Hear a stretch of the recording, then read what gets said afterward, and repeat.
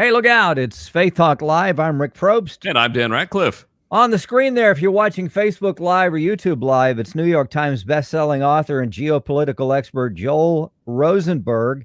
We're going to talk about a program that's coming up on TBN. It's the Rosenberg Report. Joel, how are you? Rick, it's great to be with you. Dan, you as well. Thanks for having me on the show. Doing live, great. Live from Beirut. You said live from Jerusalem? Shalom from Jerusalem, at least. Yeah.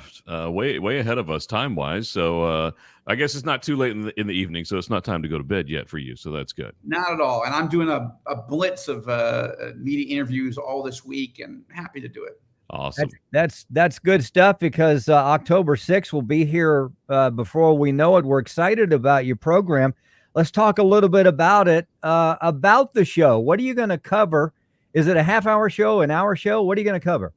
Yeah, the Rosenberg Report is actually TBN's first ever news and analysis show produced on a weekly basis, prime time, from the Middle East, from Israel, from Jerusalem. And I'm honored to host it, to executive produce it.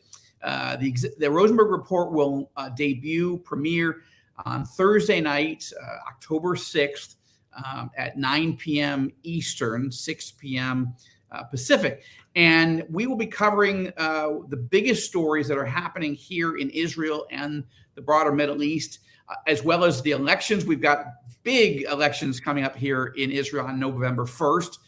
We like to pride ourselves that we're the only true democracy in the Middle East, but we're getting a little crazy about this. This is the fifth round of elections in less than 4 years. Okay. Wow. So why? We're going to talk about it on the first show, October 6th. Why is Prime Minister Benjamin Netanyahu no longer the prime minister? And by the way, can you even name the current prime minister of Israel? Most people cannot. We'll be profiling them. I know these people. I know Netanyahu. I know the current prime minister, the defense minister. And I'll be taking you inside their stories, talking to them directly. We'll talk, but of course, the American elections are huge and high stakes elections in the States just a few days later. We're going to be talking about them because the U.S.-Israel strategic alliance is a critical element in Israel's story and in America's story, right? God blesses those who bless Israel and the children of Abraham, Isaac, and Jacob. America has been super blessed over the years by being the best friend of Israel and the Jewish people. But when you murder 63 million babies, you're facing judgment. So the last thing you want to do in the midst of everything else is abandon or betray Israel. But now that brings us to Iran and the insane Iran nuclear deal that the Biden administration is pleading with the terror masters in Tehran to accept, even at a moment where the supreme leader of Iran appears that he's possibly on his deathbed. That's just a few of the things, like what's going on. That's like just a moment in our life. I don't want to go on and on with all the other big stories, but there's a lot to cover, and there's literally nobody else doing this in prime time on a weekly basis. Certainly the major networks ignore Israel, or they're hostile to our faith and our values, and they accuse Israel of being an apartheid country and a racist country and the problem in the Middle East. It's insane, but that's why I was either going to have an aneurysm or I was going to say, yes, I will accept TBN's offer and start the Rosenberg Report, and I'm honored to do it. Well, we're glad you said yes, because the aneurysm would not have been a good way to go for you. So when you're out and about, go ahead. Let me just add this one thing. In many ways, the big media and big tech, the social media, are Goliath, the Goliath of our day, and they are railing against us and our value and our faith and our God, and they act like they are impenetrable and they are dominant, and we all have to bow down to them. And unfortunately, a lot of people of faith, the people of God, are like, oh, no, we can't do anything. We're scared. And little old David comes along. He's like, are you freaking serious? No one's going to take on? Like, all right, I'll do it. And I don't know if I'm David, but I know I'm up against some serious Goliaths. Yeah. So as you're out and about in Jerusalem, I'm interested to know what Israelites, folks there in Israel, think about what's going on in America, because it just seems like we're in chaos, political chaos, and all kinds of strife. What do they think and see? Israelis have been rattled I would say, by what they saw on January 6th, for example, but of course the elections themselves. And President Trump, when he came into office, nobody really knew what to make of Donald Trump. I think that was true of many in the United States, even evangelicals who did support him because they had to stop Hillary. But many, of course, did it reluctantly. I was one of them. I voted for Trump, but at the first time I was like, I don't know. I had been a never Trumper for most of that election. But look, he was the guy to stop Hillary. But the point is, Israelis came to love Donald Trump. They didn't agree with every tweet or everything he said, but was he the most pro-Israel American president in the history of the state of Israel? Absolutely. Nobody's even close. And I can give you 100 reasons why. But when I was invited to sit with President Trump in the Oval Office, the first thing he asked me is, Joel, Rosenberg, that's Jewish, right? I said, yes. On my dad's side, I'm Jewish. But Mike Pence, the vice president, he just called you an evangelical. Are you an evangelical? Yes, Mr. President, I believe in Jesus as the Messiah. What? Like, we'll get to your book and your geopolitical analysis and all that, but I don't understand. He said, Joel, I don't really understand. I'm Jewish and believe in Jesus. I believe that's huge. That's crazy. It's like, I don't understand. So that was the first. I'd never been in the Oval Office before. And here's my first meeting ever. And the first question is, how can you be Jewish and believe in Jesus? So that was an exciting conversation. But as we talked about it, I said, Mr. President, look, you have to understand, I was a never Trumper until 4 days before the election. Now, Rick, Dan, I don't know if you've ever met him. How many people do you think actually would say the term never Trumper to his face in the Oval Office? Yeah. I didn't say I was the brightest guy in the room, right? Friends on my side, and like Pompeo was here and John Bolton. But I explained why. That I didn't trust that he would keep his promises on pro-life judges and pro-Israel and cutting taxes and being tough with Russia and all these other and with Iran. I said, but oh my gosh, you have become the most pro-Israel president in history, the most pro-life president in history. And you're keeping your promises. And so, look, I'm not saying I agree with everything he said or did, but I'm saying Israelis had the very same view that I had. This guy rocks. And now Trump is not there. You've got President Biden, who came here to Israel this summer. Now, God bless the man. I have a lot of disagreements with Joe Biden, but seriously, there's 52 weeks of the year. He picks the 1 week I go to the beach in the Outer Banks of North Carolina with my family, and he comes to Jerusalem. Like, that's just one more reason I've got a problem with him. But he didn't check with you first. He did not check with me. I mean, come on. But I will say this, like, Biden says he loves Israel, and I believe in his heart he means that. Joe Biden is the best in the Democratic Party when it comes to Israel. The problem is that's not good enough. The problem is that President Biden doesn't get how dangerous the leaders of Iran are. So he's begging the terror masters in Tehran to accept this deal with his team, and where he's offering hundreds of billions of dollars, which will just pave the way for Iran to get nuclear weapons. Now, like, that's not pro-Israel. I don't mean it's malice, but it's dangerous. In fact, it's incompetence fused together with pride, with hubris. And that's a very dangerous cocktail. And that's what we're dealing with right now. Joel Rosenberg with us. We're talking about the Rosenberg Report coming up Thursday night on TBN. That is October the 6th. What time is that, Joel? 9 p.m. Eastern, 6 p.m. Pacific. Again, Thursday night, it's October 6th. It should be a fascinating show. It's a little bit of a mixture of sort of an evangelical Ben Shapiro with an evangelical 60 Minutes. Okay, it's a combo platter of news and commentary. But over the course of the fall, I'll be taking you to Morocco, Bahrain, the United Arab Emirates. I'll be taking you inside palaces to meet with senior leaders so you understand what's really happening, not only in Israel, but in the region. Joel, I don't Sorry, will we be doing any Donald Trump impressions during that? Because that was quite it was fantastic. So in addition to that meeting several years ago, last December, I was invited to have dinner at Mar-a-Lago. Happened to be with the founder of Newsmax, Chris Ruddy, and he invited my son and I to come and have dinner. And it was a fascinating evening with Chris and some of his friends. But of course, it's only a few hundred people that can dine there any given evening. And President Trump comes over. He's a longtime friend of Chris. He's like, and look, I really like President Trump. I hope that's clear. But he is almost a caricature of himself.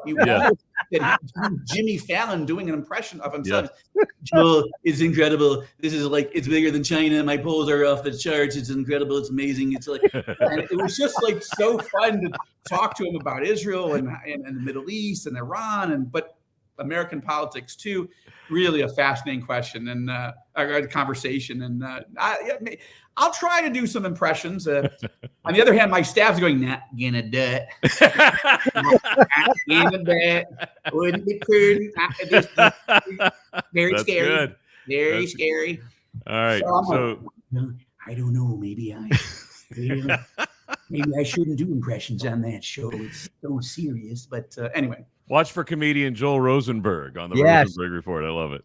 I think Joel needs more than one show. He needs the geopolitical show, the one that he's doing there, but he also needs a side hustle. The guy's so busy, right? He's writing books like crazy. He's got a book coming out in 2023. And I don't know when he finds time to do all this. I got a good team. Several teams, actually. They're really good at what they do. I love recruiting Israelis and Americans and others who are really good at what they do and giving them a chance to shine. So I'm doing what I do. It is busy. It's exciting. But I have great teams at TBN, at All Israel News, our nonprofit ministry, the Joshua Fund, that invests in churches and ministries here in Israel and in the Arab world. So I could never do these things if I didn't have a great set of teams. Does it surprise you, Joel, that God has placed you in such a strategic place? And you talked about I told you guys before we came on, I got a face for radio. I told Matt, the head of TPN, I'm like, dude, seriously, have you ever looked at a picture of me? Like, why you want me to go on a primetime television show? I feel like, I flew to Dallas to have this meeting with Matt. And I was tempted to go into an impression of Ross Perot. Or now you see, this is just crazy talk. Why would you have Joel on? He's like a crazy ant in the basement. Like he's in. You don't want to introduce him to the public. It's just that simple. You see? Oh, I love it. Anyway, he did it. So I question his judgment, but I was honored and grateful for the offer. I just wonder if Joel's wife Lynn says, "Joel, please, no more impersonations." Publicly. Yeah. Is that what she says, Joel? Yeah. Well, she, we met in college, so we're college sweethearts. So we've been married 32 years.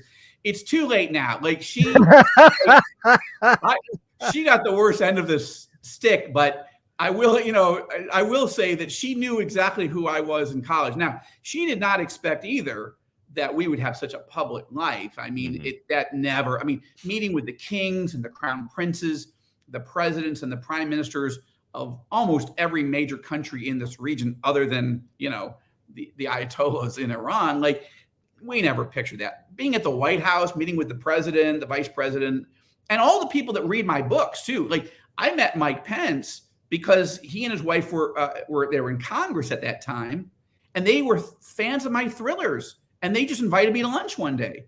Same thing with Mike Pompeo. Like, he was a congressman. Nobody really had ever heard of him except in Kansas. He was on the Intelligence Committee. He was reading my novels, and he invited me for coffee the next time I was in the country in D.C. Who knew that these guys would become the vice president, the head of the CIA, and the secretary of state, respectively? Wow. And it's kind of cool. But my wife, she knew I was a joker. She just didn't know I had maybe as much, that God could use a joker. I'm just impressed you brought back Ross Perot. That was awesome. Yeah. Now, see, some of your listeners, they're a little too young. Now, see, they don't understand about the crazy ant in the basement. They don't understand. See, I'm going to tell you something. let me tell you something. I love it. Love it. Joel Rosenberg, the show is called the Rosenberg Report. It's Thursday, October the 6th at 9 p.m. You mentioned we've got just a few more minutes, Joel, but you did mention that, we don't hear much about Israel at all, what's going on. And when I was prepping for this interview, I thought, gosh, I don't know that I've heard anything.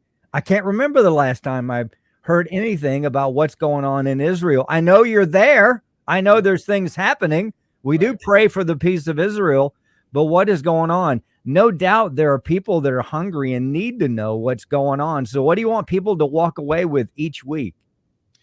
The most important things are, what is happening in Israel with Iran, with peace, and with the U.S.-Israel relationship. Like that, all that stuff matters.